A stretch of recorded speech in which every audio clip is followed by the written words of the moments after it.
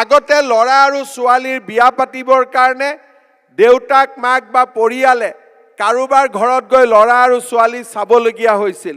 এতিয়া ফেচবুক ওলোৱাৰ পিছত যেতিয়াই সুধো বাবা তোমালোক কেনেকৈ লগ পাইছিলা, আমি ফেচবুকত লগ পাইছিলোঁ।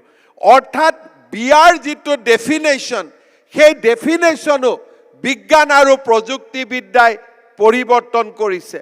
কিন্তু ইয়াৰ পিছতো আমি জানিম যে পৃথিৱীত যিমান প্ৰযুক্তি ওলাব, প্ৰযুক্তিৰ সৃজনীমূলক চিন্তা নাথাকে, নিজে কৰিব নোৱাৰে। মানুহে যেতিয়া কৰিব কয় তেতিয়াহে প্ৰযুক্তিয়ে কাম কৰিব পাৰে। অৰ্থাৎ যিটো নিয়ন্ত্ৰণৰ ছুইচ সেইটো সদায় মানুহৰ লগত থাকিব আৰু মানুহে এই প্ৰযুক্তিক নিয়ন্ত্ৰণ কৰিব। আৰু তাৰ বাবে প্ৰযুক্তিতকৈও মেধা, প্ৰযুক্তিতকৈও শক্তিশালী আমি আমাৰ যুৱ প্ৰজন্মক নিৰ্মাণ কৰি উলিয়াব লাগিব। আৰু সেয়েহে আজি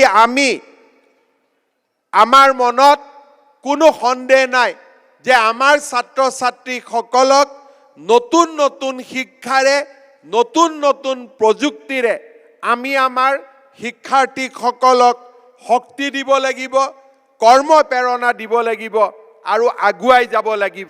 আমাৰ ভাবিব পৰা শক্তিতকৈও মানুহ আজি দ্ৰুত গতিত আগুৱাই গৈছে।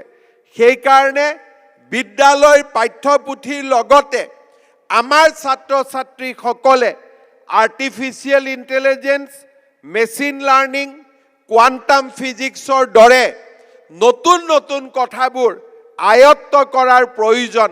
কাৰণ আমাৰ ভৱিষ্যতৰ সমাজখন বিজ্ঞান আৰু প্ৰযুক্তিৰ ওপৰত নিৰ্ভৰ কৰিব আৰু আমাৰ সমাজৰ গতি এটা সম্পূৰ্ণ নতুন দিশলৈ পৰিণত হ'ব।